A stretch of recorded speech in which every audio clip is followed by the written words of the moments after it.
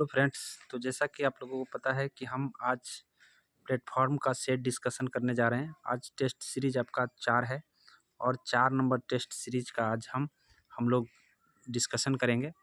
आशा करते हैं कि आप इसको देख कर के लाभान्वित होंगे और यदि आपने 1, 2 और 3 को नहीं देखा है तो आप जा कर के पहले देख लें, काफ़ी आपको मदद मिलने वाला है। यदि आप अच्छी तैयारी करना चाहते हैं तो आपको सेट डिस्कशन में भाग लेना ज़रूरी है, तभी जा कर के आप अच्छी तैयारी कर पाएंगे। तो चलिए बिना देर किए हुए हम प्रश्नों की ओर चलते हैं। बीएसएससी के लिए मैं आप एक बात बता दूं कि बीएसएससी के लिए आपको सबसे बेस्ट अगर कोई सेट है मार्केट में तो आपका प्लेटफॉर्म का सेट है। हालांकि और भी सेट हैं जो काफ़ी बेस्ट हैं, ऐसा नहीं कहा जा सकता कि सिर्फ प्लेटफॉर्म ही है, लेकिन आपको प्लेटफॉर्म का सेट लगाना चाहिए, ये हमारा मानना है। चलिए आगे बढ़ते हैं। प्रश्न नंबर 1 है। प्रश्न नंबर 1 बोला है कि 2024 ग्रीष्मकालीन ओलंपिक। देखिए ओलंपिक 2 तरह का होता है, एक ग्रीष्मकालीन होता है, एक शीतकालीन होता है। तो जो ग्रीष्मकालीन होता है वो ओलंपिक के नाम से भी जाना जाता है। याद रखेंगे कि 2020 वाला जो हुआ था वो टोक्यो जापान में हुआ था और अभी जो होगा अभी पेरिस फ्रांस में होने वाला है। और 2028 का भी अनाउंसमेंट हो चुका है, 2032 का भी अनाउंसमेंट हो चुका है। तो याद रखेंगे कि आपको इस तरह से याद रखना है कि इससे पहले जापान में हुआ, उसके बाद फ्रांस में होगा, उसके बाद लॉस एंजिल्स में होगा, उसके बाद ऑस्ट्रेलिया में होगा। तो इसको याद करने का तरीका ये है कि जा फराक लॉस हो गया, अर्थात जैसे जापान में हुआ है 2020 में, 2024 में आपको पेरिस में होगा, 2026 में 2000 आपको जो 28 में होगा वो लॉस एंजिल्स में होगा और 2032 में होगा वो ऑस्ट्रेलिया में होगा। तो इस तरह से आपको ग्रीष्मकालीन ओलंपिक को याद रखना है। अब शीतकालीन ओलंपिक की बात कर ले तो शीतकालीन ओलंपिक भी अनाउंसमेंट हो चुका है 25वां नंबर का। ये जो है ये ग्रीष्मकालीन जो ओलंपिक है वो 33वां नंबर का होगा। तो इस तरह से आप मिला सकते हैं कि कौन से नंबर के कौन कौन से होंगे। और 25वें नंबर का शीतकालीन ओलंपिक जो होगा वो इटली के मिलान शहर में होगा। तो इस बातों को आपको ध्यान रखना है कि इटली के मिलान शहर में शीतकालीन ओलंपिक होने वाला है और इससे पहले जो हुआ है हुआंगजू चीन में हुआ है। चलिए आगे बढ़ते हैं। अगला प्रश्न आपसे बोला है कि अक्टूबर 2023 में भारतीय मूल के किस वैज्ञानिक को फैराडे पदक प्राप्त हुआ है। तो फैराडे पदक जो प्राप्त हुआ है वो आरोग्य स्वामी पॉलराज को प्राप्त हुआ है। बात कर लेते हैं हम स्वाति नायक को। तो स्वाति नायक को जो है ना 2023 में अवार्ड किया गया है। स्वाति नायक को नॉर्मन बोरलॉग पुरस्कार दिया गया है। वही बात कर लेते हैं अगर हम सुधा मूर्ति के, तो सुधा मूर्ति को भी 2023 में प्रदान किया गया है। इनको जो है ग्लोबल इंडिया अवार्ड दिया गया है। इस बातों को ध्यान रखेंगे। और बात कर ले हम यहाँ पे मीरचंद की, तो मीरचंद को भी 2023 में अवार्ड मिला है। इनको कल्चरल मेडलियन पुरस्कार मिला है, कल्चरल मेडलियन पुरस्कार। तो इस बातों को ध्यान रखेंगे। इतनी बात आपको आगे अगले प्रश्न की ओर बढ़ते हैं। अगला प्रश्न आपसे बोला है कि भारत ने हाल ही में 23 दिसंबर को किस देश के साथ अपने राजनयिक 50 साल पूरा करने का जश्न मनाया है। तो भारत ने कोरिया गणराज्य के साथ 50 साल पूरे कर लिए हैं और इसका जश्न मनाए हैं। इस बातों को ध्यान रखेंगे। यूक्रेन की राजधानी कीव है, याद रखेंगे। और थाईलैंड की राजधानी बैंकॉक है और दक्षिण कोरिया की राजधानी सियोल है। इस बातों को ध्यान रखना है। आगे बढ़ते हैं। अगला प्रश्न आपसे बोला है कि सार्क के सदस्य देश की संख्या कितनी है। तो सार्क के सदस्य देशों की संख्या कुल आपका 8 है। 8 में आपको ध्यान रखना है कि आपको याद रखना है कि पाकिस्तान है, अफ़गानिस्तान है, इंडिया है, नेपाल है, भूटान है, बांग्लादेश है।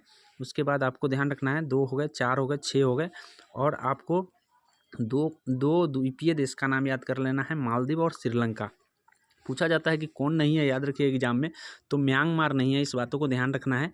हम आगे बढ़ते हैं अगले प्रश्न की ओर। बात कर ले थोड़ा सार्क की। तो सार्क का जो फुल फॉर्म है south Asia association for regional corporation, अर्थात इसको हम शॉर्ट में हम SAARC लिखते हैं, south Asia association for regional corporation इसका फुल फॉर्म होता है। इसकी स्थापना 1985 में हुआ है, याद रखेंगे।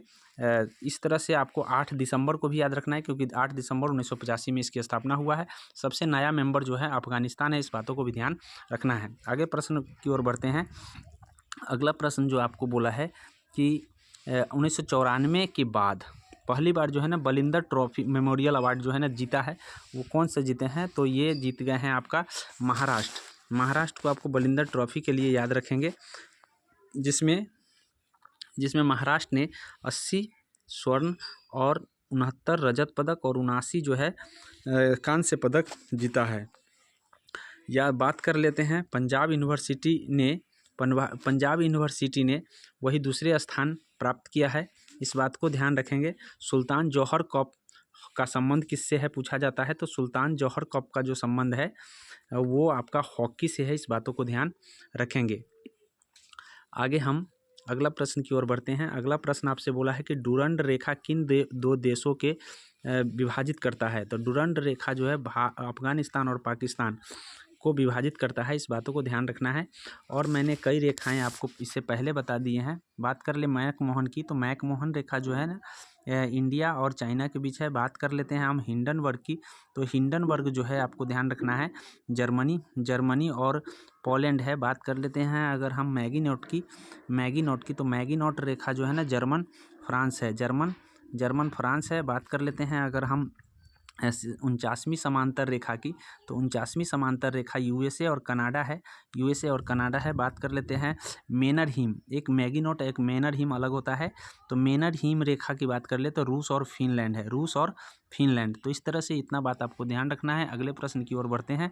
अगला प्रश्न आपसे बोला है कि अगला प्रश्न आपका प्रश्न नंबर 7 है। प्रश्न नंबर 7 बोला है कि फोरबिडन सिटी, तो फोरबिडन सिटी जो है ना चाइना को कहा गया है, इस बातों को ध्यान रखेंगे कि चाइना आपका डी में दिया है, D is the accurate answer. आगे कुछ सिटीज हैं जो आपको ध्यान रखना है, जैसे ग्रेनाइट सिटी पूछा जाता है, तो ग्रेनाइट सिटी अगर पूछा जाएगा तो आपको एबरडीन में याद रखना है, स्कॉटलैंड में पड़ता है एबरडीन में है ग्रेनाइट सिटी। बात कर लेते हैं अगर हम एमराल्ड सिटी पूछा जाएगा, तो एमराल्ड सिटी जो पूछा जाएगा याद रखेंगे, एमराल्ड सिटी पड़ता है आपको आयरलैंड में, इस बातों को ध्यान रखना है। बात कर लेते हैं एम्पायर सिटी पूछा जाता है, तो एम्पायर जो सिटी पूछा जाएगा आपको न्यूयॉर्क में एम्पायर सिटी है, याद रखेंगे। आगे बात कर लेते हैं स्वर्णिम पैगोडा के नाम से किस देश को जाना जाता है, तो म्यांमार को स्वर्णिम पैगोडा के नाम से भी जाना जाता है। बात कर लें इटर्नल सिटी, तो इटर्नल सिटी रोम में पड़ता है। इटर्नल सिटी जो है इटर्नल सिटी जो पूछा जाता है तो याद रखिएगा ये रोम में है, इस बातों को ध्यान रखेंगे। अगले प्रश्न की ओर बढ़ते हैं। अगला प्रश्न आपसे बोला है कि प्रश्न नंबर आपका है त्रिवेंद्रम स्थित विक्रम साराभाई अंतरिक्ष केंद्र मुख्य संबंधित है, तो ये रॉकेट छोड़ने के लिए प्रणोदों को अनुसंधान से संबंधित है, इस बातों को ध्यान करेंगे। तो आगे हम दूर संचार के लिए यहाँ से अहमदाबाद से रॉकेट का प्रक्षेपण किया जाता है।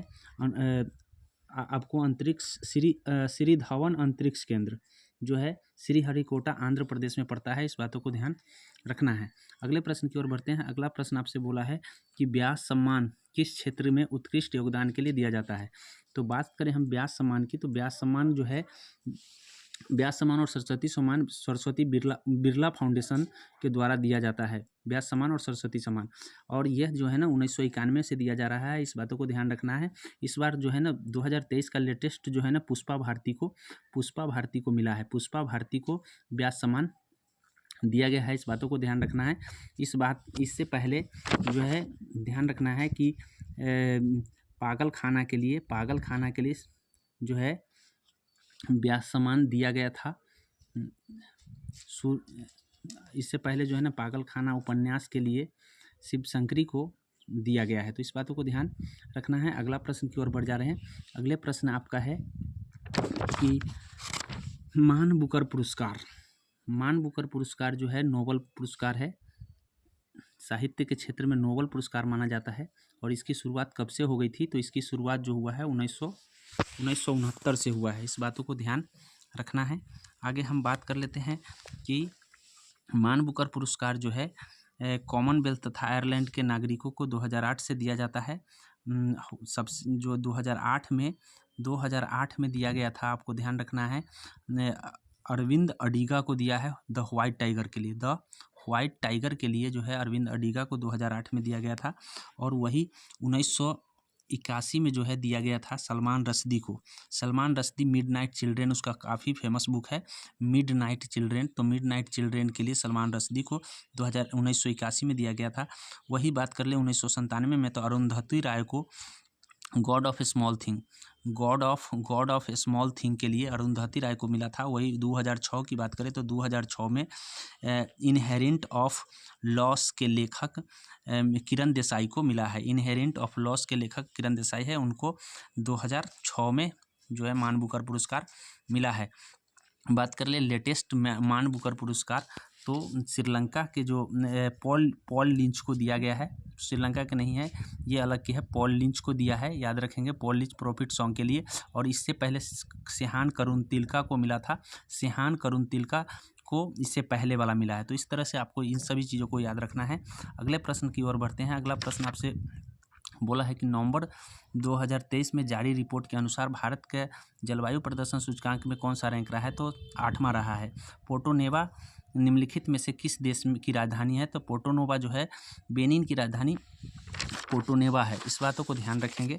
अब बात करते हैं अन्य राजधानियों को, तो यहाँ पे लिखा है अंगोला। तो अंगोला की जो राजधानी है वो लुआंडा है, लुआंडा। इस बातों को ध्यान रखेंगे, लुआंडा अंगोला की राजधानी है। और उसके बाद यहाँ देखिए लाइबेरिया है, लाइबेरिया की राजधानी मोनोरोबिया है, मोनोरोबिया है। और बात कर ले अगर हम गेबोन की, तो गेबोन की जो राजधानी पड़ता है वो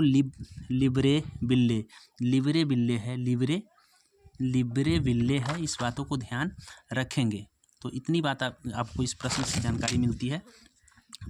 नेक्स्ट प्रश्न है भारतीय संविधान के किस अनुच्छेद में देवनागरी लिपि के लिए जाने जाते हैं?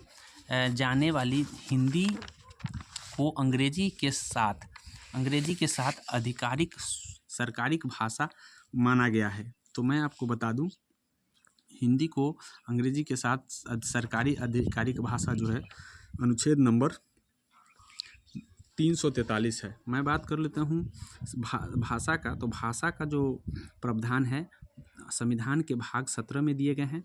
उसके बाद आपको ध्यान रखना है कि 343 से लेकर के 351 तक भाषा का प्रावधान है। वही बात आपको याद रखना है कि इन भाषा के प्रावधान में सबसे पहले आपको याद रखना है कि हमारे देश में हिंदी भाषा के लेकर के आपको अनुच्छेद 350 के क, 350 के ख याद रखने हैं। 350 के ख, इसमें जो है ना मातृभाषा की बात किया गया है, इसमें आपको अल्पसंख्यक की बात किया गया है। और एक चीज़ और आपको याद रखना है, 351 में मातृभाषा के विकास से संबंधित बात को किया गया है। ये हिंदी भाषा के विकास से संबंधित है और यहाँ मातृभाषा का। तो इतनी अनुच्छेद आपको भाषा से संबंधित याद रखना है। आगे प्रश्न की ओर हम बढ़ जा रहे हैं। आगे प्रश्न, अगला प्रश्न जो है आपका 14 नंबर प्रश्न में आपसे बोला है कि the poverty of politic economy. देखिएगा थोड़ा, द पॉवर्टी ऑफ यहाँ पॉलिटिकल इकोनॉमी है। तो इस बातों को ध्यान रखेंगे कि political economy how's economics abandon the poor नामक पुस्तक किसने लिखा है? तो इसके लेखक जो हैं मेघना देसाई है। इस बातों को ध्यान रखेंगे कि मेघना देसाई के द्वारा ये लिखा गया है। अब थोड़ा सा हम एक बुक चर्चा में रहा है उसको मैं बता दूं। एक बुक जो है आपको आत्मकथा, इसकी जो आत्मकथा है एस सोमनाथ की जो आत्मकथा है, ये इनकी जो बुक है ये काफ़ी चर्चा में रहा है, इसीलिए आपको इस बुक को याद रख लेना ज़रूरी है। नीलाबू कुदीचा को आपको याद रखना है, जो कि एस सोमनाथ की आत्मकथा है। इस बातों को आपको ध्यान रखना है। अगला प्रश्न की ओर बढ़ जा रहे हैं। अगला आपका प्रश्न बोला है कि निम्नलिखित में मिलान करना है, और मिलान में देख लीजिए कि इसमें यहाँ सही मिलान है, बीकानेर में शुष्क बागवानी संस्थान है, वही कपास अनुसंधान नागपुर में ही है, वही चावल अनुसंधान कटक में ही है, और बेंगलुरु में पड़ता है बागवानी अनुसंधान, भारतीय बागवानी अनुसंधान। तो इस तरह से आपको यहाँ पर देखा जाए तो ऑप्शन नंबर आपका जो हो जाएगा, ऑप्शन नंबर 1, 2, 3, 4 वाले सीधा यही पढ़ रहे हैं, सी आंसर हो जाएगा। अगले प्रश्न की ओर बढ़ रहे हैं। अगला प्रश्न आपसे बोला है कि अगला प्रश्न से पहले हम आपको बता देना चाहेंगे कि यदि आप मैथमेटिक्स की तैयारी करना चाह रहे हैं तो आप इस सेट को देखें, और इस सेट में जो अगर नहीं आपको समझ में आता है तो हम कम समय में, चूँकि शॉर्ट में बताने का प्रयास करेंगे। यदि आपको समझ में नहीं आता है तो इस PDF को मंगा के बनाएं, उससे भी समझ में नहीं आता है तो सॉल्यूशन के लिए हमारे एक नंबर है 7715 इस पर आप कांटेक्ट व्हाट्सअप करके आप क्वेश्चन के सॉल्यूशन मंगा सकते हैं और क्वेश्चन को समझ सकते हैं। उससे भी नहीं होगा तो अलग से हम वीडियो बना सकते हैं यदि आप लोग डिमांड करेंगे तो चलिए हम बिना देर के हम इसको शॉर्ट में समझाने का प्रयास करते हैं। यहाँ पे बोला है कि 30% घर किराए और शेष 60% घरेलू खर्च पर करते हैं तो प्रत्येक माह में इतना बचत हो जाता है। तो बताना है कि कुल मासिक आय कितना है। तो यदि आप मान ले कि 100 रुपया का मासिक आय है, जिसमें से यदि आप 30 रुपया खर्चा कर देते हैं तो शेष बच जाता है आपको 70 रुपया। फिर जब 70 रुपया का जब आप 60% खर्चा करते हैं तो आपको इस तरह से आप 42 रुपया और खर्चा कर देते हैं। तो ऐसी परिस्थिति में दोनों को जोड़ करके आपको आ जाता है, दोनों को जोड़ करके 72 रुपया। तो आपके पास कितने बच गए? 28 रुपया बच रहे हैं। 100 रुपया में जब आपको 28 रुपया बच रहा है तो बताइए कि 6300 रुपया कितना रुपया में बचा होगा। तो उसके लिए आपको ध्यान रखना है, करना क्या है, बस कुछ नहीं करना है। 6300 को आप ऊपर लिख दीजिए, 28 रुपया जो आया है नीचे लिखिए और 100 से गुना कर लीजिए। ऐसे गुना करने से आपको आंसर मिल जाएगा। इसको काटिएगा तो आपको आंसर जो है ना 22,500 मिल जाएगा। सी इज़ द एक्यूरेट आंसर। तो इस तरह से आप बना सकते हैं शॉर्ट में बनाने का तरीका है। यदि आप शॉर्ट में नहीं बनाएंगे तब तक आपका नंबर जो है स्कोर कभी नहीं बढ़ेगा। अगर नंबर स्कोर बढ़ाना चाहते हैं तो 100% आपको शॉर्ट में ही बनाने का तरीका ढूंढना होगा। यदि तरीका में आपको लेट लगता है तो मैं तरीका बताऊंगा। यदि आप मेरे नंबर जो मैं अभी बताया हूँ उस नंबर पर मैसेज करते हैं तो मैं किसी भी प्रश्न को आपको शॉर्ट में बताने का प्रयास करूंगा। तो इसके लिए मैं कोई भी कॉस्ट या किसी भी प्रकार का कुछ भी नहीं लूँगा। मैं फ्री में आपके लिए काम कर सकता हूँ, बशर्ते इस चैनल को ग्रो करने में आपको मदद करना होगा। चलिए हम आगे बढ़ते हैं। अगला प्रश्न आपसे बोला है कि भाई इसका जो है इतना बराबर 0 है और इतना बराबर 0 है। तो ऐसी परिस्थिति में हमको बताना है कि कोई हल संभव ना हो तो की वैल्यू क्या होनी चाहिए। तो याद रखिएगा कि इसमें क्या करना आपको है कि यहाँ लिखा है 4, यहाँ लिखा है 3, यहाँ लिखा है 5, यहाँ लिखा है 10, यहाँ लिखा हुआ है K और -K और यहाँ लिखा हुआ है -7। बस आपको कुछ नहीं करना है, यहाँ पे आप बटा कर दीजिए, यहाँ पे बटा कर दीजिए और इससे क्रॉस मल्टीप्लिकेशन करके आप क्या कर लीजिए, K का मान निकाल लीजिए। ऐसे करने से आपको जो K का मान आएगा, ऐसे करने से आप यहाँ से, चूँकि यहाँ पे आपको 10 दिया हुआ है और यहाँ पे K दिया हुआ है, तो इससे आपको नहीं, चूँकि ये बराबर नहीं होता है बल्कि ये बराबर नहीं होना चाहिए। ऐसी परिस्थिति में हम K का मान यहाँ से निकाल लेंगे, यहाँ से भी हम K का मान निकाल सकते हैं। तो चलिए हम बिना देर किए हुए हम आपको बताते हैं कि कैसे आप निकाल सकते हैं जल्दीबाजी में। यहाँ देखिए, यहाँ 4 है और यहाँ 3 है और यहाँ 5 है। फिर उसके बाद दिया हुआ है 10 है, 10 के बाद उसके बाद K है और K के बाद आपको दिया हुआ है -7। तो आप क्या करेंगे कि आप इसको इससे गुना कर लीजिए, इसको और इसको इससे गुना कर लीजिए। तो कितना आ जाएगा 30 बटे -30 आ जाएगा। 30 बटे क्या, उसके बाद 30 बटे -30 यहाँ नहीं आएंगे बल्कि जो भी रिजल्ट आएंगे, क्योंकि यहाँ K में माइनस लगा हुआ है तो जो भी रिजल्ट आएंगे 30/4 कीजिएगा तो ये 15/2 आएगा। 15/2 7.5 होते हैं, 7.5 जो है ना माइनस में आएगा, माइनस, ये सी इज़ द एक्यूरेट आंसर हो जाएगा। आगे बढ़ते हैं। अगला प्रश्न आपसे बोला है कि 110 भागा मतलब ये ऐसे प्रश्न हल करने के लिए सबसे पहले यहाँ हल कीजिए। जब यहाँ हल करते हैं तो 34 आता है, 34 में आप इससे भाग कीजिएगा, तो 34 में जब भाग कीजिएगा तो 4 आएगा, 4 से जब इसको घटाइएगा तो कितना आएगा, 33 आएगा। 33 जब यहाँ क्यों करके आप 64 से घटाते हैं तो ऐसी परिस्थिति में आपको बच जाता है 31। 31 जब 53 से घटाइएगा तो ऐसी परिस्थिति में आपको बच जाएगा 22, और 22 से जब आप भाग कीजिएगा इसमें तो बच जाएगा 22 पंचे 110, 5 हो जाता है। 5 इज़ द एक्यूरेट आंसर, इसका आंसर सी हो जाएगा। तो इस तरह से आप हल कर सकते हैं। अगले प्रश्न की ओर बढ़ें। अगले प्रश्न आपका बोला है कि 3 वर्षों का इतना रुपया राशि है, बढ़ करके बढ़ोतरी हो जाती है। बोला 3 वर्षों बाद 2500 की राशि जो है ना कितने रुपया बढ़ के हो जाएगा। तो याद रखिएगा 20% चक्रवृद्धि ब्याज यहाँ कह रहा है। तो मैं आपको इससे पहले वाले वीडियो में आपको बता दिया हूँ कि यदि आपको चक्रवृद्धि ब्याज का गणना करना है तो आपको 2 वर्ष, 3 वर्ष और 4 वर्ष का रेशियो आपको ज़रूर याद रखना चाहिए। मैंने आपको पहले वीडियो में समझा चुका हूँ, इसलिए आप पहले वाले वीडियो जाकर देख लें। हम आपको डायरेक्ट बता रहे हैं कि 2 वर्ष के लिए अनुपात जो है ना 2:1 होता है। 3 वर्ष के लिए आपका अनुपात जो होता है 3:1 होता है। 4 वर्ष के लिए जो अनुपात होता है आपको 4 वर्ष के लिए जो अनुपात होगा आपका 4:6:4:4 जो है ना 1 होगा। तो इस तरह से आपको ध्यान रखिएगा कि हम इसको कैसे निकालते हैं। इसका हम निकालने का तरीका आपको बता चुके हैं। आपको इस अनुपात को यहाँ 3 वर्ष के लिए पूछा है तो 3 वर्ष के लिए ये अनुपात आपको याद रखना चाहिए। चलिए हम इस अनुपात से हम निकाल के आपको बताते हैं कि किस तरह से ये अनुपात से हम निकाल सकते हैं। तो इससे आप यदि 2500 का 20% निकालते हैं तो 10% 250 होता है, तो 20% आपका 500 होगा। फिर जब आपको इस 500 का यदि 20% निकालते हैं तो 10% 50 रुपया होता है, तो 100 रुपया हो जाएगा। फिर जब इसका 20% निकालते हैं तो आपको ध्यान रखना है कि 20 रुपया होगा। इस तरह से 3 बार आपको निकालना है 20%। और अब क्या करना है, हमने बताया 3:1 होता है, तो 3 से इसमें गुना कर दीजिए, 3 से इसमें गुना कर दीजिए, 1 से इसमें गुना कर दीजिए और सबको जोड़ दीजिए। जैसे ही जोड़िएगा तो 1500 और 3 15 3 1800, 1820 जब इसमें बढ़ाएंगे तो हमको मिल जाएगा 4320। 4320 में किस में है, इसमें आपको ध्यान रखना है कि 4320 जो है यहाँ सी आंसर सही हो जाएगा। आगे बढ़ते हैं अगले प्रश्न की ओर। अगला प्रश्न आपसे बोला है कि एक दुकानदार सप्ताहांक जो है ना 60% की छूट देकर कपड़े बेचता है।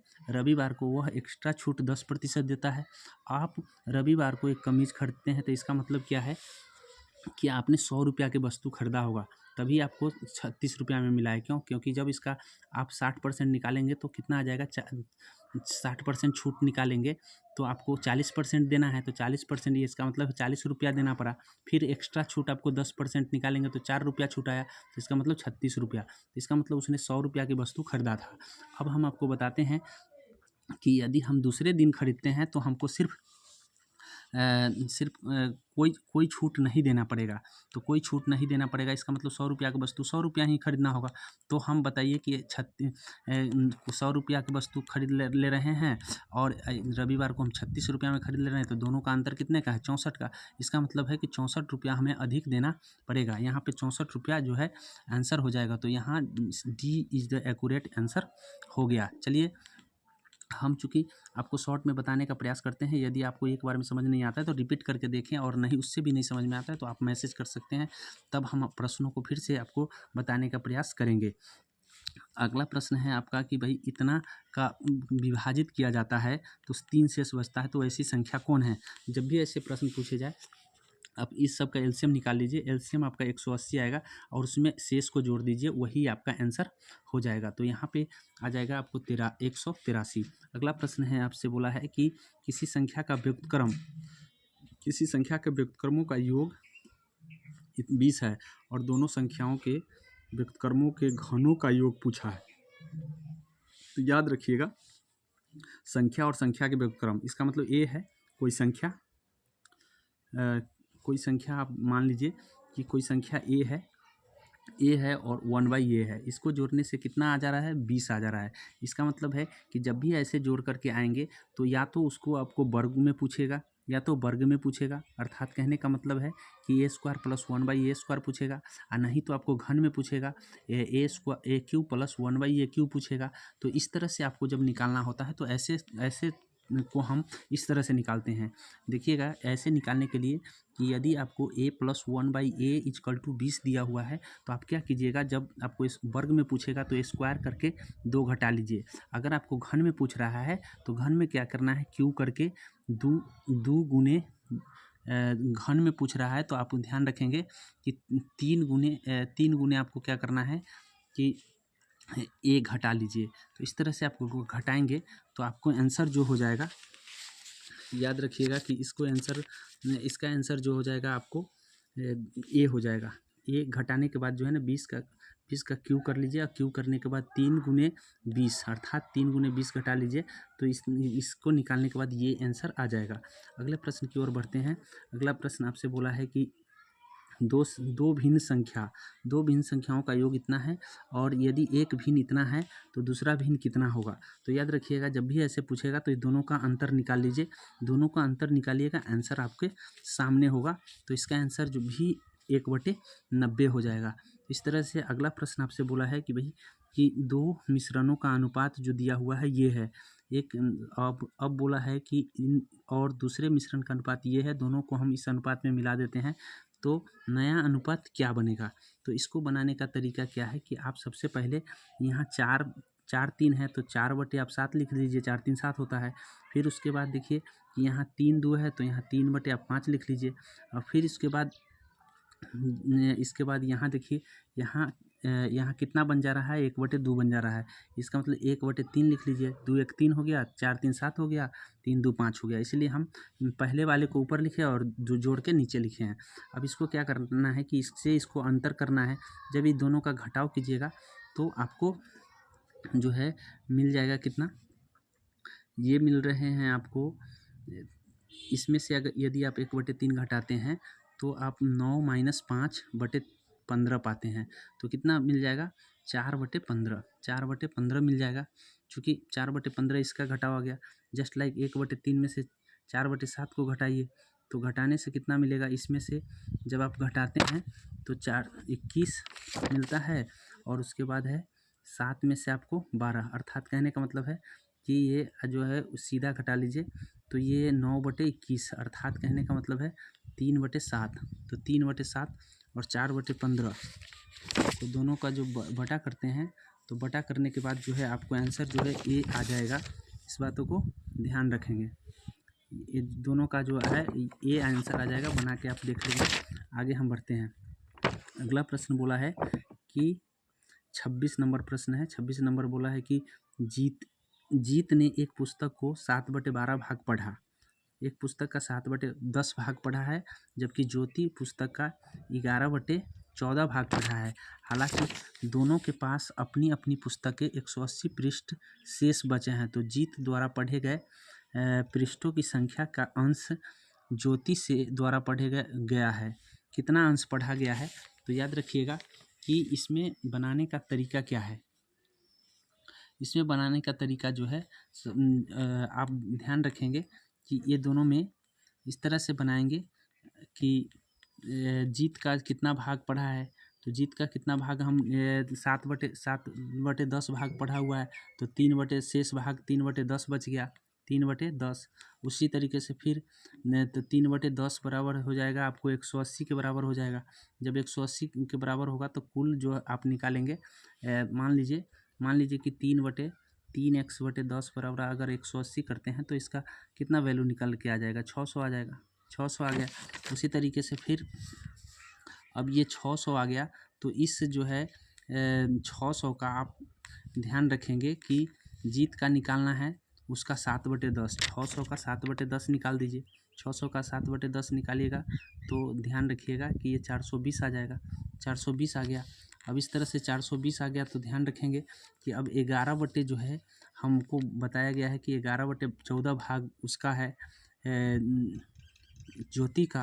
तो 11/14 भाग है तो घटाएंगे तो उसका कितना भाग बच जाएगा, 3/14 भाग। 3/14 भाग बच जाएगा।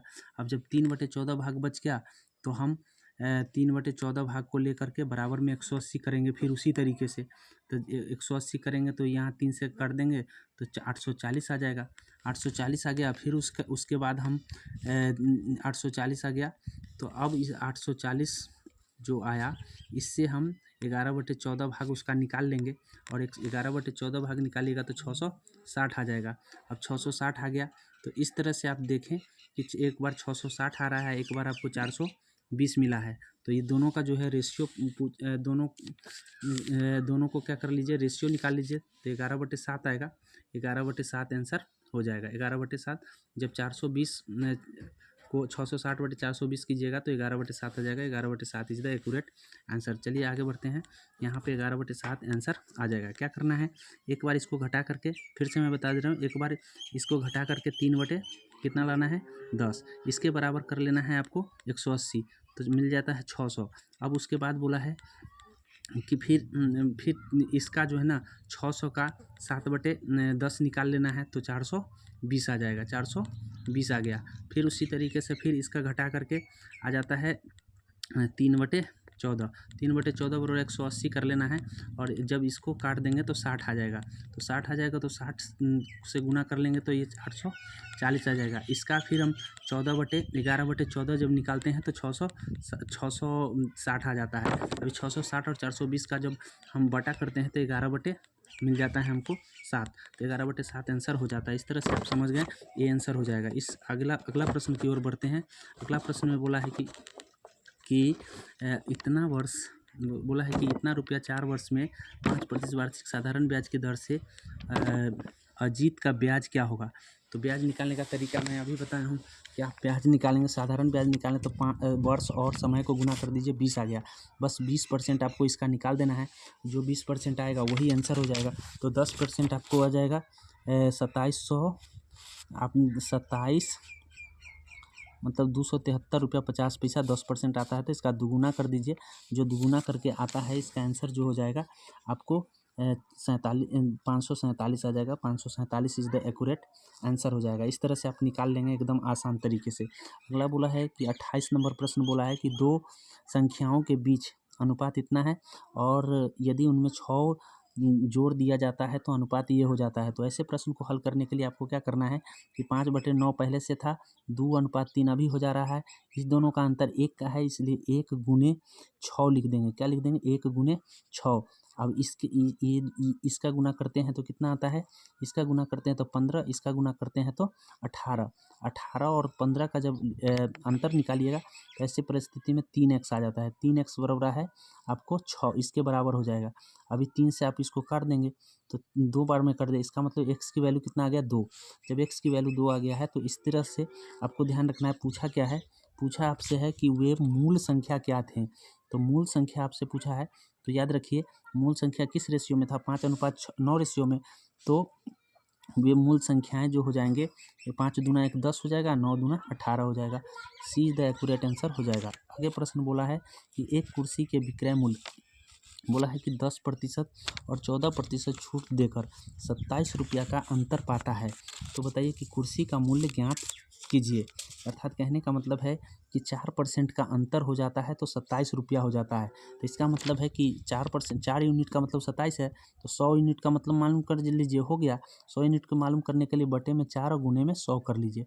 ऐसे करने से क्या हो जाएगा, यहाँ 25 से तो ये आ जाएगा 675 आ जाएगा गुना करने से। इस तरह से आपका आंसर आ जाएगा। अगला प्रश्न आपसे बोला है कि एक विक्रेता 1 दर्जन पेंसिल 25 रुपया में खरीदता है और 5 पेंसिल जो है 12 रुपये में बेच देता है। तो इस तरह से ध्यान रखिए कि 12 पेंसिल 25 रुपया और 5 पेंसिल 12 रुपया। ऐसा प्रश्न हम पहले भी बता चुके हैं चॉकलेट वाला करके। तो इसका गुना कर लीजिए, 125 आएगा। इसका गुना कर लीजिए, आ जाएगा 144। तो 125 रुपया का चीज़ 144 रुपया में बेचा जा रहा है। तो कितना रुपया, 19 रुपया जो है कितना हो जाएगा आपको, 15 और 15 4 19, 19 रुपया आ गया। 19/125 गुने 100 कर लीजिए। ऐसा करने से आपको जो है लाभ हो जाएगा। लाभ जो हो जाएगा 15.2। ये याद रखिएगा कि आपका आंसर जो हो जाएगा ए आंसर हो जाएगा 30 का। तो इस तरह से हम अगला प्रश्न की ओर बढ़ते हैं। अगला प्रश्न बोला है राष्ट्रीय जनगणना में भारत डैश के भीतर समूहों की पहचान नहीं करती। तो भारत में निर्जातीय को पहचान नहीं की जाती है, धार्मिक, जनजाति और अनुसूचित जाति की पहचान की जाती है। इस बातों को ध्यान रखना है। अगला प्रश्न बोला है कि the roots of ancient India इसके लेखक कौन है? तो the roots of ancient India के जो लेखक हैं वो आपको ध्यान रखना है। इसका आंसर 32 का आंसर जो हो जाएगा सी, WA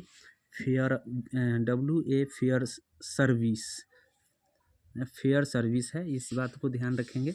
अगला प्रश्न जानने से पहले मैं आपको थोड़ा सा बता देना चाहूँगा कि ये जो फेयर इंडिया का जो प्रकाशन हुआ था इसका जो है ना 1971 में हुआ था। इस बातों को ध्यान रखना है। और दूसरी बात याद रखना है कि चक्रवर्ती द्वारा the early use of iron, D Chakravarti ने लिखा है the early use of iron. इस बातों को ध्यान रखना है। और थोड़ा सा और याद रखना है आपको, DP अग्रवाल द्वारा पानी निकाली भारतवर्ष पुस्तक लिखा हुआ है। पानी निकाली भारतवर्ष। तो इस आपको DP अग्रवाल के नाम भी याद रखने हैं। अगला प्रश्न की ओर बढ़ते हैं। अगला प्रश्न आपसे बोला है जो यहाँ वह अन्यत्र भी है। इस तरह की मतलब कहा, जो यहाँ नहीं कहीं नहीं है, इस तरह की बात कहाँ कहा गया है? तो इस तरह की जो बात कहा गया है महाभारत में कहा गया है। इस बातों को ध्यान रखेंगे। अगला प्रश्न नंबर 34 है। 34 नंबर प्रश्न क्या बोला है देख लीजिए। 34 नंबर प्रश्न पूछा है वायसराय को अध्यादेश जारी करने की शक्ति किसने दे दी? तो बात करें हम 1833 की, तो 1833 में कंपनी के सारे एकाधिकार को समाप्त कर दिया गया था। चूँकि एकाधिकार तो समाप्त 1813 में ही कर दिए गए थे, बट थोड़ा बहुत बचा हुआ था, पूर्ण रूप से ये 1833 हो जाएगा। 1861 में अध्यादेश जारी करने की शक्ति जो है ना वायसराय को दे दिया गया था, याद रखेंगे। इंडियन काउंसिल एक्ट 1892 में बजट पर बहस करने की शक्ति दे दी गई थी। और 1909 की बात करें तो इसे हम मार्ले मिंटो सुधार के नाम से भी जानते हैं, और इसने अलग निर्वाचन पद्धति को लाया था। तो इस तरह से आपको ध्यान रखना है।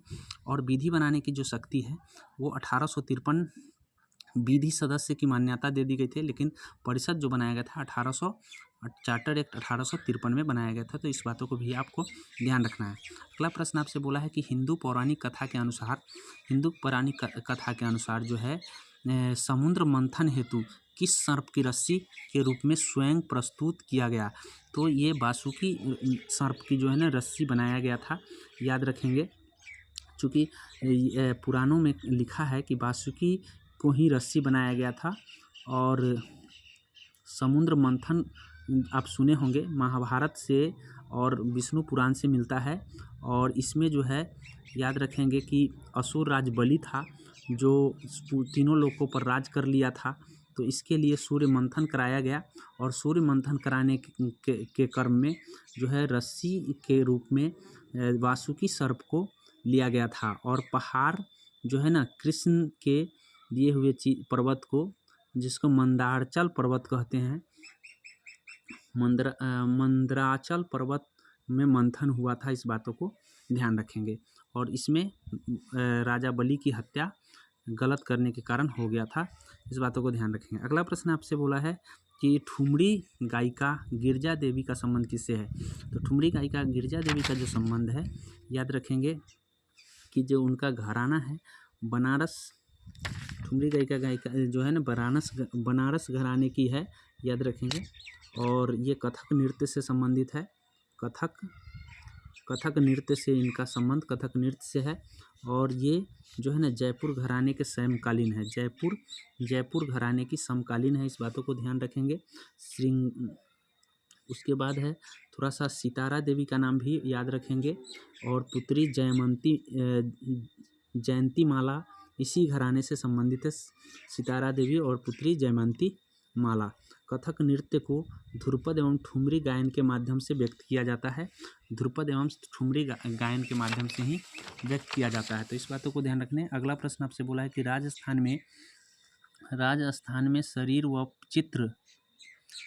चित्र गुदवाने वाले प्रचलित एक जनजाति में यह प्रथा अधिक लोकप्रिय है वह जनजाति कौन है? तो ये सारे जो जनजाति आप देख रहे हैं ये सब के सब राजस्थान में है। तो आपसे ये भी पूछा जा सकता है कि निम्न में कौन राजस्थान की जनजाति है? तो गरसिया है, भील है, सहरिया है और मीना है। लेकिन जिसमें गोदना गोदवाने की जो बात है वो भीलों में पाया जाता है। इस बातों को ध्यान में रखें। निम्नलिखित में कौन एक मृत ज्वालामुखी है? तो याद रखिएगा ये सक्रिय ज्वालामुखी है, ये भी एक सक्रिय ज्वालामुखी है, ये भी एक सक्रिय ज्वालामुखी है।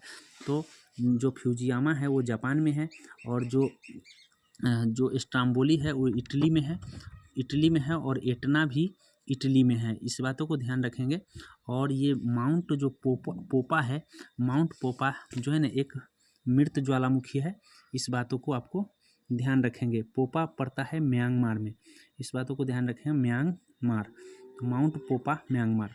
तो जामा से आप जापान याद कर लीजिए, इटना से इटली याद कर लीजिए। इस तरह से याद कर लीजिए।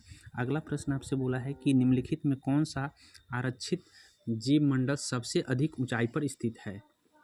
तो याद रखेंगे सबसे अधिक ऊंचाई पर जो स्थित है खोंगचेंदजोंग जो सिक्किम में पड़ता है। कहाँ पड़ता है?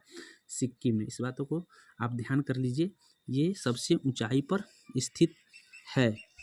इसे कंचनजंगा बायोस्फीयर रिजर्व के नाम से भी जाना जाता है। कंचनजंगा बायोस्फीयर रिजर्व इसे कहते हैं। भारत में अभी तक कुल 18 बायोस्फीयर रिजर्व है। जैव मंडल आरक्षित क्षेत्र है। इस बातों को ध्यान रखना है। क्षेत्रफल के दृष्टि से सबसे बड़ा जो है जैव मंडल आरक्षित क्षेत्र मन्नार की खाड़ी है। मन्नार की खाड़ी। तो मन्नार की खाड़ी और सबसे छोटा डिब्रू साइखोवा, असम की डिब्रू साइखोवा है। याद रखेंगे डिब्रू साइखोवा असम की सबसे छोटा है। वही मन्नार का जो जैव मंडल है मन्नार की खाड़ी वो सबसे बड़ा है। भारत का प्रथम आरक्षित क्षेत्र अगर पूछा जाए तो नीलगिरी है। तो नीलगिरी को आपको याद रखना है कि सबसे पहला में है। तो इस सभी बातों को आपको ध्यान रखना है। सबसे ऊंचा पूछा जाएगा, सबसे बड़ा पूछा जाएगा, सबसे पहला पूछा जाएगा, कुल पूछे जाएंगे। तो इस तरह से आपको ध्यान रखना है। अगला बोला है कि किस देश की मुद्रा को अवमूल्यन के लिए सलाह दी जाती है जब उस देश की निर्यात को सामना करना पड़ता है? तो याद रखेंगे। तो इसका आंसर जो हो जाएगा एक्यूरेट आंसर विदेश बाज़ारों में लोचदार मांग का। विदेश बाज़ारों में लोचदार मांग का मतलब जब सामना वो कर रहे थे, लोचदार मांग का सामना कर रहे होते हैं तो उस समय उसको अवमूल्यन की सलाह दी जाती है कि आप अवमूल्यन कर लीजिए ताकि आपके जो है ना आपकी मांग जो है लोचदार हो जाएगी। इस बातों को ध्यान रखेंगे। लोचदार का सामना करने का मतलब है कि लोचदार नहीं होता है तो लोचदार बनाने के लिए आपको ध्यान रखना है कि अवमूल्यन करता है लोग जिससे कि उसका मांग लोचदार बन जाए। आगे बढ़ जाते हैं। अगला प्रश्न आपसे बोला है कि राष्ट्रपति द्वारा किस अवधि के पश्चात वित्त आयोग का गठन किया गया? किस अवधि के पश्चात?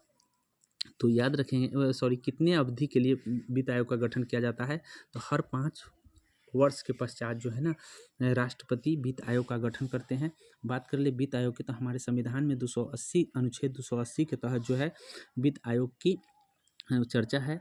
यह एक अर्ध न्यायिक संस्था है। इस बातों को ध्यान रखेंगे। ये पूछा जाता है। अर्ध न्यायिक संवैधानिक संस्था है। अर्ध न्यायिक संवैधानिक संस्था है। ऐसे याद रखेंगे कि इसमें 4 सदस्य और एक अध्यक्ष होते हैं। तो कुल 5 सदस्यीय होगा। कुल सदस्यों की संख्या अगर पूछा जाए तो 5, लेकिन इसमें 4 सदस्य और एक अध्यक्ष होते हैं। इस बातों को ध्यान रखना है। अगले प्रश्न की ओर बढ़ जाते हैं। अगला प्रश्न आपसे बोला है कि मैं एक समाजवादी गणतंत्रवादी हूँ और मुझे राजाओं और राजकुमारों में विश्वास नहीं है। तो याद रखिएगा कि यह जो है ना जवाहरलाल नेहरू के द्वारा लखनऊ अधिवेशन 1936 में जब हो रहा था तो उस समय इनके द्वारा बोला गया था। इस बातों को ध्यान रखेंगे। इन्होंने 1929 और 1936 में इन्होंने अधिवेशन की अध्यक्षता करी है। तो इस बातों को ध्यान रखेंगे। आगे बोला है नील आयोग के अध्यक्ष निम्नलिखित में कौन थे? तो नील आयोग के WS सीटन कार जो है ना नील आयोग के अध्यक्ष थे। इस बातों को ध्यान रखेंगे। निम्नलिखित में से सुमेलित नहीं वाला पूछा है। तो राष्ट्रीय कांग्रेस की स्थापना, भारतीय राष्ट्रीय कांग्रेस की स्थापना 1885 में, ठीक है। 1905 में बंगाल का विभाजन हुआ था कर्जन के द्वारा, सही है। 1909 में मरले मिंटो सुधार अभी बताए हैं। 1930 में असहयोग आंदोलन नहीं बल्कि 1920 में हुआ था असहयोग आंदोलन, और चौरी चौरा कांड के कारण 1922 में इसको स्थगित कर दिया गया था, और इसमें महात्मा गांधी को 6 वर्ष की सजा भी दिया गया था। हालांकि 1924 में इनको छोड़ दिया गया स्वास्थ्य खराब होने के कारण, और 1924 में ही उन्होंने बेलगांव अधिवेशन की एकमात्र बार अध्यक्षता उन्होंने कांग्रेस के अधिवेशन की अध्यक्षता करी, जब बेलगांव कर्नाटक में पड़ता है। इस बातों को ध्यान रखेंगे। अगला प्रश्न आपसे बोला है कि मिलान करना है। तो मिलान में देख लीजिए, बसंत जो होता है, ग्रीष्म बसंत आपको ये सही है। उसके बाद बोला है कि ग्रीष्मकालीन जेठ आषाढ़ में हो जाता है। वर्षा जो होता है भादों में होता है, तो भाद्र हो जाएगा। और शरद जो होता है आश्विन कार्तिक होता है। तो इस तरह से आप मिला सकते हैं कि कौन सही होगा। अर्थात कहने का मतलब है 1 4 3 2, 1 4 3 2 किस में है? 1 4 3 2, C is the accurate answer हो जाएगा। अगला प्रश्न आपसे बोला है कि 3 संख्याओं का योग 5 है। 3 संख्याओं का योग 5 है, और एक संख्या जो है 1.5 है, जबकि अन्य संख्या का अंतर जो है ना 3/4 है। तो बताइए कि बड़ी संख्या क्या है। तो याद रखिएगा, जब हम एक संख्या इसमें से हटा देंगे तो अन्य 2 संख्या का योग जो आ जाएगा, अन्य 2 संख्या का योग जो है इसको घटाइएगा तो 7 आ जाएगा 2। तो ये ध्यान रखेंगे कि 2 संख्याओं को जब योग इतना है और अंतर इतना है, तो आपको बड़ा संख्या निकालना है। तो बड़ा संख्या निकालने के लिए आपको क्या करना है, इसमें इसको जोड़ दीजिए। जैसे ही आप इसको जोड़िएगा तो ये निकल के आ जाएगा आपको 14 3 17। तो ये ध्यान रखिएगा, एगो एक्स प्लस 3 वर्ड, तो ये आ जाएगा 14 3 17, 8 दूना 16 1 17। बी आंसर इसका हो जाएगा। 46 का आपको 46 नंबर का आंसर हो गया बी।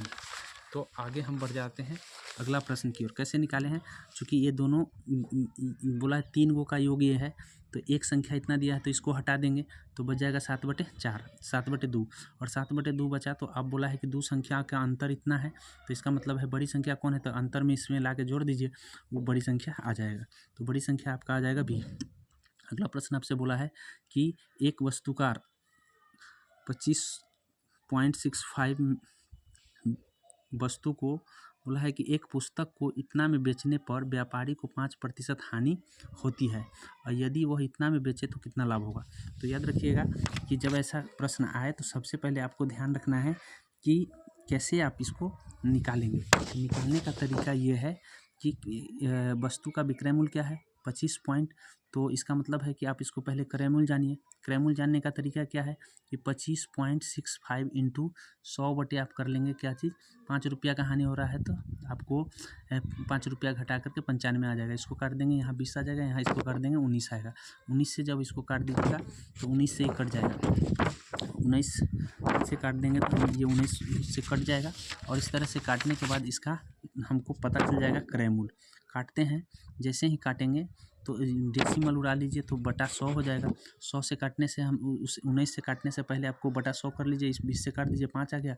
अब इस 5 से इसको काट दीजिए 25, और 5 की 5, और उसके बाद हो जाएगा आपको 5 15। अब 19 से काटने में 19 दूना 38, और 19 सत्ते 133, 27 आ गया। 27 रुपया जो है दाम है इसका। अब बेच कितना रहा में रहा है 31 रुपया, इसका मतलब मुनाफा होगा। तो कितना % मुनाफा होगा, तो मुनाफा निकालने के लिए आपको ध्यान रखना है कि दोनों का अंतर निकाल करके परसेंटेज निकाल लीजिए।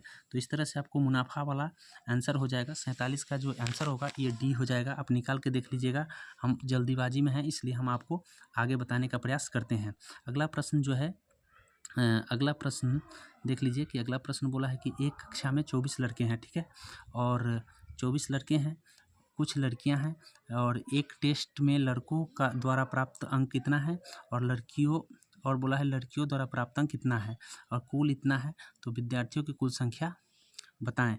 तो सबसे पहले ऐसे प्रश्न के लिए हम आपको क्या कहें, कुल वाला जब भी होगा आप कुल को बीच में लिखिए, एक साइड आपको लिख लेना है अलग वाला बोला है 15 है और 17 है। जैसे ही इस दोनों का आप अंतर निकालते हैं तो 1.2 आ जाता है। जैसे ही इस दोनों का अंतर निकालते हैं तो 0.8 आ जाता है। अब इसको काट देंगे, ये कट जाएगा 2 मरतबे, 4 से काटेंगे 3 मरतबे, 4 से काटेंगे 2 मरतबे, अर्थात 3:2। 3:2 है। इस बातों को ध्यान रखिएगा। 3 मतलब 3 लड़के होंगे तो 2 लड़कियां होंगी। तो इस तरह से आपको ध्यान रखना है कि यहाँ लड़कों की संख्या दिया हुआ है तो 3 यूनिट बराबर 24 होगा, तो 1 यूनिट का मतलब 8 होगा।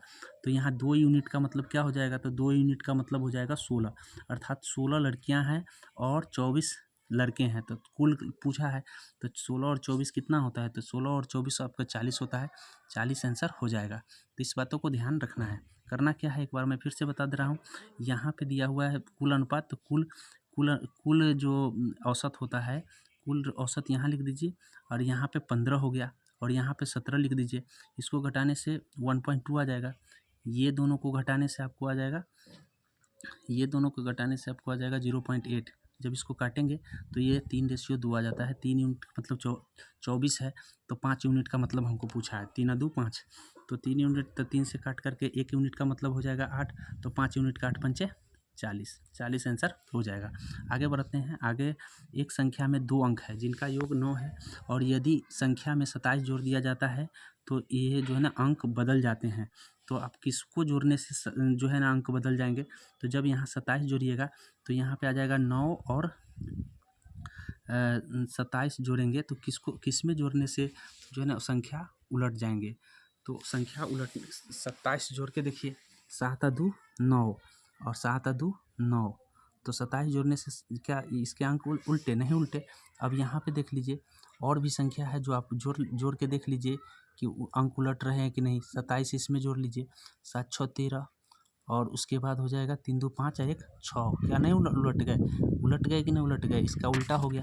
तो जस्ट लाइक हम डी आंसर लगा देंगे। इस तरह से हम करते हैं। आगे प्रश्न बोला है कि यहाँ P/Q के रूप में आप बदलिए। तो P/Q के रूप में बदलने का तरीका ये होता है कि आप कुल संख्या लिख दीजिए। कुल संख्या है आपको 345। 345 में जहाँ तक रैंकिंग है उसको छोड़ करके उतना संख्या घटा लीजिए। अब बटे में 10 के पावर उतना ही दीजिए जितना डेसिमल का है अंक है। तो 3 है, 3 दे दिए और फिर 10 के पावर उतना ही दीजिए जितना कि छूटा हुआ अंक है। तो छूटा हुआ अंक 1 है तो 1 अंक दे दिए। अब इस तरह से इसको हल कीजिएगा तो आपको निकल जाएगा 19/55। इस तरह से आप हल करके देख लेंगे।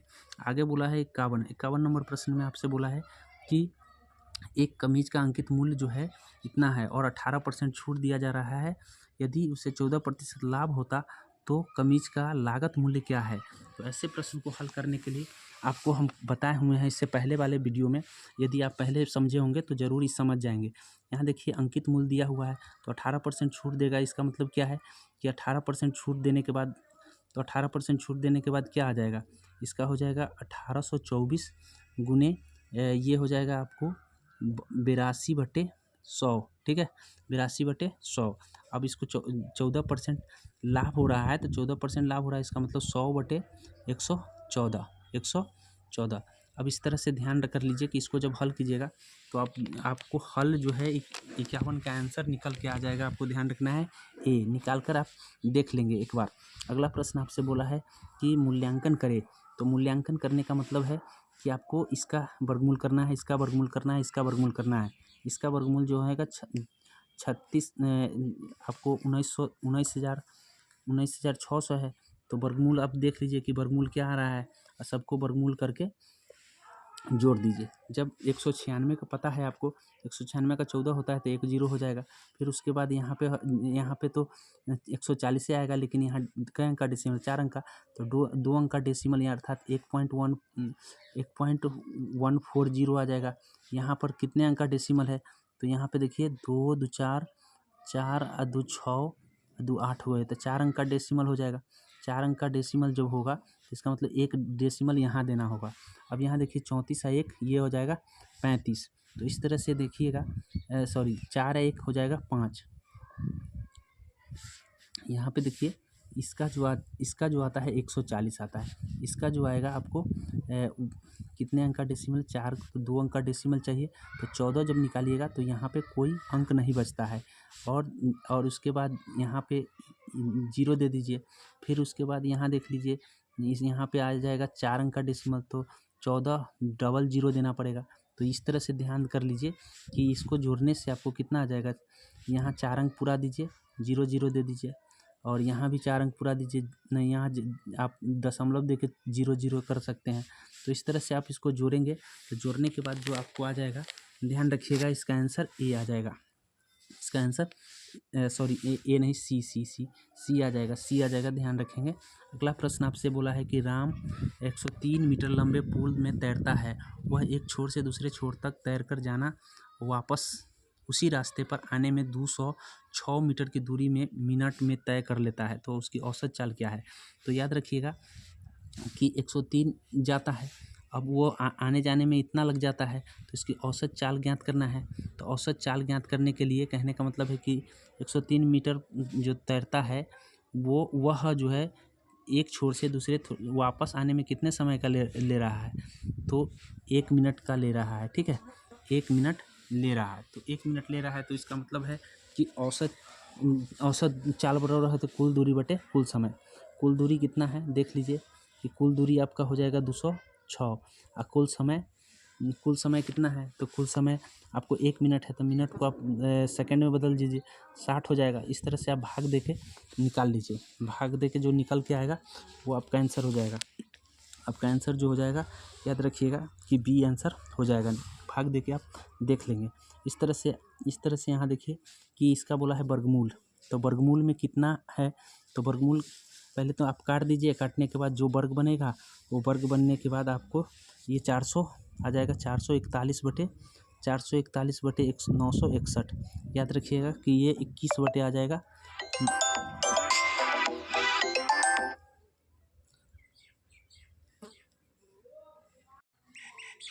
चलिए तो आगे देख लीजिए। आगे बोला है इसका आंसर कौन सा हो जाएगा? इसका आंसर 21 बटे जो है 31 हो जाएगा। 21 बटे 31 इसका एक्यूरेट आंसर हो गया। देख लीजिए 21 बटे 31। अगला प्रश्न की ओर बढ़ जा रहे हैं। अगला प्रश्न क्या कर रहा है? अगले प्रश्न जो है आपका प्रश्न नंबर है, दो संख्याओं का लघुत्तम समावर्तक 252 है। इस तरह से देख लीजिए कि दो संख्या का जो लघुत्तम समावर्तक दिया हुआ है ये 252 दिया हुआ है।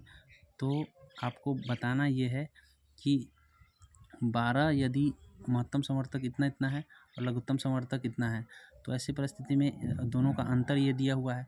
तो एक जब भी ऐसे प्रश्न आए तो आप 12 x से एक संख्या को मान लीजिए, एक को 12y मान लीजिए, और 12y दोनों को गुना करके आप बराबर में क्या कर सकते हैं? 12x और 12y। इस तरह से आप बराबर में आप कर सकते हैं लॉसा इंटू मौसा। तो आप जब ऐसे कीजिएगा 252 गुने 12 कर दीजिएगा, तो ये आ जाएगा आपको काट करके। देख लीजिए 12 से 12 कैंसिल हो गया, और 12 से जब इसको भाग कर दीजिएगा तो 12 से भाग करने के बाद आपको जो एक्स वाई का वैल्यू हो जाएगा, याद रखेंगे कि एक्स वाई का वैल्यू कितना आएगा। एक्स वाई का जो वैल्यू आएगा वो 21 आएगा। ठीक है, काट करके एक्स वाई बराबर है 21। तो 21 को हम कैसे गुना कर रहे हैं? 7 और 3 से। याद रखिएगा 7 3 से। इसका मतलब है या तो 12 तिया 36 होंगे, और 12 तिया 36, और एक तो 36 हो जाएगा। अगर मान लीजिए कि एक 3 होगा एक 7 होगा, तो ऐसी परिस्थिति में ध्यान रखेंगे कि एक्स वाई तो ए प्लस बी संख्या, दोनों संख्या का योगफल कितना आ जाएगा? तो दोनों संख्या का योगफल निकालने के लिए ए प्लस बी मतलब 7 प्लस 3 और इंटू 12, 7 प्लस 3 इंटू 12 आ जाएगा। तो 7 प्लस 3 इंटू 12 इसका मतलब है कि 120 आ जाएगा। अब इससे याद कर लेंगे कि योगफल आपको अंतर दिया हुआ है 48, ए प्लस बी इक्वल टू दिया हुआ है 48, और ए प्लस बी इक्वल टू आ गया ए माइनस बी इक्वल टू 48, और ए प्लस बी इक्वल टू आपका 120। इससे आप हल करके निकाल सकते हैं। तो निकालने का तरीका हल करने का तरीका है कि ए प्लस बी इक्वल टू दिया हुआ है 48, ए माइनस बी इक्वल टू, और ए प्लस बी इक्वल टू दिया हुआ आ गया है 120। अब इसको काट दीजिए माइनस वाला को, तो 2 बराबर कितना आ जाएगा? 48 और 168 आ जाएगा। काट दीजिए। काटने के बाद जो है 8 4 आ जाएगा।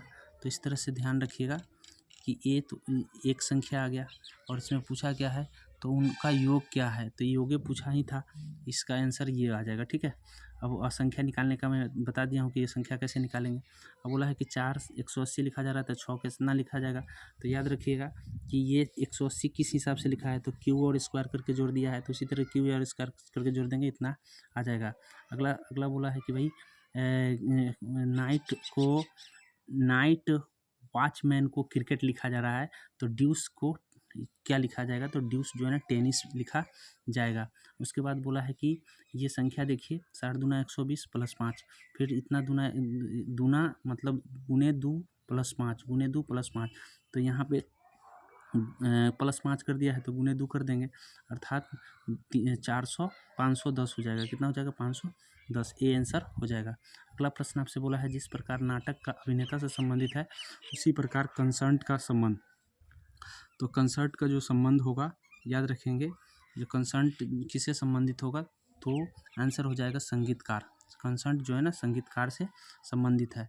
अगला बोला है कि भाई यहाँ पे क्या होगा, डी, तो इस तरह से ये आप मिला लेंगे कि ये जो किस हिसाब से बनाया है, तो याद रखिएगा कि डी का 60 में जो है डी का लिख दिया हुआ है, आधा पर से इधर कर दिया, यहाँ पे देखिए आधा कर दिया है इधर और फिर ऐसे ये बनाया हुआ है, अर्थात ए का बी और डी का ई और ई का एफ ऐसे बनाया हुआ है। तो जस्ट लाइक उसी तरीके से एस का टी और एम का एन और ओ का पी, ऐसा किस में है, तो ऐसा देख लीजिए कि टी पी एन ये दोनों में मिल रहा है। अब ये दोनों में मिल रहा है तो अब यहाँ ई का एफ हो जाएगा, तो एफ वाला बी हो जाएगा, इस तरह से आप मिला लेंगे। अगला प्रश्न बोला है कि भारत में दिवालिया और शोध के लिए जो है संहिता 16 के अनुसार कंपनियों में दिवालिया समाधान प्रक्रिया के कितने दिनों को पूरी करनी होगी, तो ये पूरा करना होगा या 180 दिन, इस बातों को ध्यान रखेंगे कि 180 दिन होगा। आगे है कि भारत के उच्च न्यायालय के न्यायाधीश के पद नियुक्त किए जाने हेतु अहर्ता, तो अहर्ता कम से कम उनको जो है ना 10 वर्ष जो है ना अधिवक्ता के न्यायालय के अधिवक्ता के रूप में 10 वर्ष होना चाहिए, इस बातों को ध्यान रखना है। उसके बाद बोला है राष्ट्रपति के निर्वाचन के लिए कौन सी अहर्ता है, तो राष्ट्रपति के निर्वाचन के लिए सदस्यों का अहर्ता आपको ध्यान रखना है कि इसका अहर्ता जो है ना कुल राज्य की संख्या व निर्वाचित विधानसभा की संख्या भागा 1000 होता है, इसको याद कर लेंगे, ये फार्मूला है। अगला प्रश्न बोला है कि भारतीय संविधान के किस अनुच्छेद में यह प्रावधान किया गया है कि वो राष्ट्रपति की सहायता या तो सलाह लेने के लिए प्रधानमंत्री अध्यक्षता वाली परिषद होगी जिसकी सलाह के अनुसार राष्ट्रपति, तो अनुच्छेद जो है ना सलाह देने की बात जो है ना अनुच्छेद 74 के ए में किया गया है। हम बात कर ले कुछ अन्य अनुच्छेदों की, तो अन्य अनुच्छेद जो है याद रखिएगा कि 77 में राष्ट्रपति के नाम से काम होगा, 78 में याद रखेंगे कि 78 में प्रधानमंत्री को सूचना देने सूचना प्राप्त करने का अधिकार है प्रधानमंत्री से। अनुच्छेद 108 को याद रखेंगे, अनुच्छेद 108 संयुक्त अधिवेशन बुलाने की अधिकार है। अनुच्छेद 111 को याद रखें कि अनुच्छेद 111 में जो है ना डिसीजन देने का अधिकार है, मतलब विधेयक पर डिसीजन देने का स्वीकृति करने का अधिकार। अनुच्छेद 123 याद कर लीजिए, अध्यादेश जारी करने का अधिकार, राष्ट्रपति को अध्यादेश जारी करने का अधिकार है। 74 में सलाह देने की बात किया गया है। 75 में याद रखिएगा नियुक्ति करने, प्रधानमंत्री की नियुक्ति करने की बात किया गया है। तो इन सभी अनुच्छेदों को आप याद रखेंगे। अगले प्रश्न की ओर बढ़ते हैं। अगला प्रश्न बोला है हुआ आंदोलन के प्रेरणा, तो हुआ आंदोलन के जो प्रेरणा है याद रखेंगे हुइन फूसो है, इस बातों को ध्यान रखना है, एक चीन के नेता है। हालांकि डॉक्टर sun यat-sen को चीन का जो है ना चीन के लिए एक अच्छे नेता माने गए हैं, इस बातों को ध्यान रखिएगा। एशिया का मरीज किसे कहा गया है, तो तुर्की को एशिया का मरीज कहा गया है, इस बातों को ध्यान रखेंगे कि एशिया का मरीज तुर्की को कहा गया है। और उसके बाद आपको ध्यान ये भी रखना है कि चीन जनवादी गणराज्य का प्रथम प्रधानमंत्री चाउन मंत्री लाई, ठीक है। अगला प्रश्न आपसे बोला है कि भारतीय संविधान के अनुच्छेद 32 और 266 5 प्रकार का रेट जारी करता है, इस बातों को ध्यान रखेंगे। उच्च न्यायालय करता है इसके तहत, और सर्वोच्च न्यायालय इसके तहत इसी के द्वारा करते हैं। 5 प्रकार के रीट। निम्नलिखित में से कौन से कथन असत्य है? तो याद रखिएगा, असत्य कथन ये है कि भारत में लिपि के विकास परंपरा की ब्राह्मी लिपि का प्रस्थान बिंदु माना गया है, ये गलत है। इस बातों को ध्यान में रखेंगे। सॉरी इसका ये नहीं होगा, ये हाँ करते हैं, ये ध्यान रखेंगे, ये गलत नहीं है, गलत बोला है तो गलत जो हो जाएगा आपका ये होगा। कुटिल लिपि का प्रचलन 10वीं शताब्दी में हुआ था, ऐसा नहीं है, ये कथन गलत है। ये जो है गुप्त काल में हुआ था, तो 10वीं शताब्दी गुप्त काल नहीं, गुप्त काल 3वीं और 4थी शताब्दी के करीब में है, तो इस बातों को ध्यान रखेंगे। आगे बोला है कि संविधान के किस अनुच्छेद के तहत जो है यह व्यवस्था किया गया है कि शिक्षा, तो अभी हम बताए हैं कि शिक्षा के मातृभाषा में वर्णन करने के लिए आपको हम जो अनुच्छेद बताए हैं अभी इससे पहले 350 क, तो 350 जो है ना क मातृभाषा का करता है, 351 जो है ना हिंदी भाषा के विकास की बात करता है, इस बातों को ध्यान रखें। 350 जो है ना ख जो बात करता है, आपको ध्यान रखना है अल्पसंख्यक की भाषा के लेकर के, तो इस तरह से ध्यान रखना है। पंचायती राजभाषा का संबंध बोला है, राजभाषा से संबंधित निम्नलिखित में से कौन सही नहीं है, तो याद रखिएगा कि इसके जो पंचायती राजभाषा से संबंधित आपको ध्यान रखना है कि आंसर हो जाएगा आपको बी सही नहीं है। 73वां संविधान संशोधन 15 अगस्त 1993 को नहीं बल्कि 24 अप्रैल 1993 को प्रभावी हुआ था, इस बातों को ध्यान रखना है। बाद बाकी ये सब जो है दिए गए हैं, आप एक बार पढ़ लेंगे। उसके बाद बोला है योजना अवकाश की अवधि जो है ना 66 से लेकर 59 तक रहा है। तीसरे पंचवर्षीय योजना के बाद जो है ना योजना अवकाश हुआ था, जो 66 से 69 तक हुआ था, इस बातों को ध्यान रखेंगे। अगला प्रश्न है कि भारतीय योजना के संदर्भ में निम्नलिखित कथनों पर विचार करें, तो याद रखिएगा कि ये जो है पंचवर्षीय योजना के तहत आप बात कर ले, हम इसमें जो है आपका दोनों सही है। पंचवर्षीय योजना के उद्योग लाया गया था, ठीक है, और दूसरा पंचवर्षीय उद्योग और तीसरा पंचवर्षीय योजना औद्योगिक की रणनीति थी, तो इस तरह से ध्यान रखिएगा। आगे बोला है कि अंग्रेजों और बर्मा के बीच जो परिणाम स्वरूप 1826 में जो हुए थे संधि, उस संधि में अंग्रेज ने असम को हड़प लिया था। कौन से संधि था इसका? तो यांडाबू की संधि था, यांडबू की संधि था, इस बातों को ध्यान रखेंगे। सुगौली की संधि जो है ना भारत अंग्रेज और नेपाल के बीच है, इस बातों को ध्यान। सालवाई संधि मराठों और अंग्रेजों के बीच हुआ था, तो इस बातों को ध्यान रखना है। आगे बोला है कि निम्नलिखित में मराठा और सालवाई की संधि। आगे बोला है कि नीति आयोग के विषय में क्या सही नहीं है, तो सही नहीं है याद रखेंगे, सही से पढ़िएगा, नहीं और गलत की पहचान जरूर करके पढ़ेंगे। यहाँ पे बोला है कि सही नहीं है, तो सही जो है आपको ध्यान रखना है, इसमें एक पूर्णकालिक अध्यक्ष होता है, तो ये गलत है, क्योंकि इसमें जो अध्यक्ष जो आएंगे प्रधानमंत्री होते हैं, और प्रधानमंत्री एक समय से आते हैं, इसीलिए याद रखेंगे ये सही है। योजना एक आयोग जो है गठन होता है, और 15 जनवरी को इसका गठन किया गया था, और ये संघवाद सिद्धांत पर आधारित है, ये सभी के सभी सही है। आगे प्रश्न हम 75 की ओर बढ़ते हैं। 75 नंबर आपसे बोला है कि महात्मा गांधी, थोड़ा सा विजुअल कम है, आप मैनेज कर लीजिएगा, हम पढ़ के बता दे रहे हैं। महात्मा गांधी जो है ना साबरमती से लेकर के दांडी तक प्रसिद्ध नमक कर की शुरुआत तो कहाँ से किए थे? गुजरात के दांडी से किए थे। दांडी कौन जिला में है? तो नवसारी जिला में है, इस बातों को ध्यान रखेंगे। आगे बोला है नीचे 4 वर्ण समूह दिए गए हैं, सही में असंगत को ढूंढना है, तो जो इसमें असंगत है आपको ध्यान रखना है कि इसमें असंगत ये है, क्यों असंगत है याद रखेंगे कि जो आपका असंगत होने का रीज़न ये है कि सबको जोड़ने से जो है 43 आएगा, इसको जोड़ने से 43, इसको जोड़ने से 43 और इसको जोड़ने से भी 43, लेकिन इसको जोड़ने से 45 आ रहा है, इसलिए ये गलत है, इस बातों को ध्यान रखेंगे। ये बोला है नीचे दिए गए शब्दों में जिनमें से 3 किसी एक है, उसी तरीके से असंगत को ढूंढना है, तो ये इसमें जो है चिल्लाना तलाशना अलग हो जाएगा, बाद बाकी सबका एक ही अर्थ दे रहा है, इसीलिए आपको बी आंसर सही हो जाएगा। इसमें बोला है कि भाई इसमें कौन होगा, तो इसको एडजस्ट करके हम आपको अलग वीडियो में बता सकते हैं, क्योंकि इसमें बहुत चीज़ों को आपको समझना होगा, उसके बाद ही समझ में आएगा। इसीलिए इसका आंसर सिर्फ आप मिला लेंगे।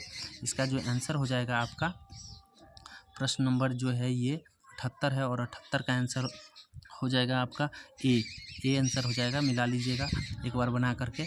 आगे बोला है कि भाई इसमें कौन असंगत है, तो यहाँ तक पर देख लीजिए कि असंगत कैसे हम ढूंढेंगे। तो सबसे पहले आपको ढूंढने के लिए यहाँ पे देख लीजिए कि 169 55 आ गया है, फिर उसके बाद आ गया है 9 6 15 15 16। तो इस तरह से अन्य विकल्प जो है ना, डी को छोड़ करके सभी विकल्प जो है ध्यान रखेंगे कि वर्ग एक संख्या, ये संख्या युग्म जो है ना वर्ग है, और विकल्प डी अन्य सभी से असंगत है।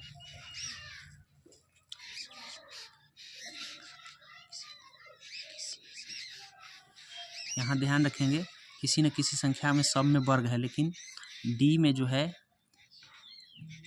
डी में यहाँ पे कुछ मिसप्रिंट लग रहे हैं हमको। हाँ सॉरी, यहाँ पे एक ही जो है आपको ध्यान रखना है, एक ही वर्ग है, बाद बाकी यहाँ पे 2 वर्ग है, दोनों के दोनों वर्ग है, इसलिए ये आप ध्यान रखेंगे। अगला प्रश्न आपका है कि आप अपनी मोटरसाइकिल से सड़क पर जा रहे हैं, तो अचानक एक महिला को देखते हैं, 2 बदमाशों महिला को बटुआ छीन कर भाग रहे हैं, तो आप क्या करेंगे, तो आप पुलिस को इन्फॉर्म करेंगे। बस सिंपल सी है, आप ध्यान रखेंगे। बोला है 18 अक्टूबर 2006 को बुधवार था, तो 17 अक्टूबर 2000 को कौन सा दिन आएगा। तो याद रखिएगा कि आपको पीछे हुए जाना है। याद रखिएगा जब आप ये 2000 का पूछा है 2006, तो 2006 से आप पीछे आएंगे, तो कितने दिन, एक दिन पीछे आ गए। 2006 से एक दिन पीछे, यानी कहने का तो बुधवार है, तो बुधवार से हो जाएगा ये वेडनेसडे से पहले ट्यूसडे आ जाएगा। फिर उसके बाद 2004 में जब आएंगे तो फिर 2 दिन पीछे आ जाएगा। तो इस तरह से आप ध्यान रखिएगा कि साल कितने हैं सो जोड़ लीजिए। साल 6 वर्ष है, तो 6 वर्ष है, तो इसमें लीप ईयर कै गो आएगा, 2004 वाला, तो 5 गो जो है ना सामान्य वर्ष हो गया,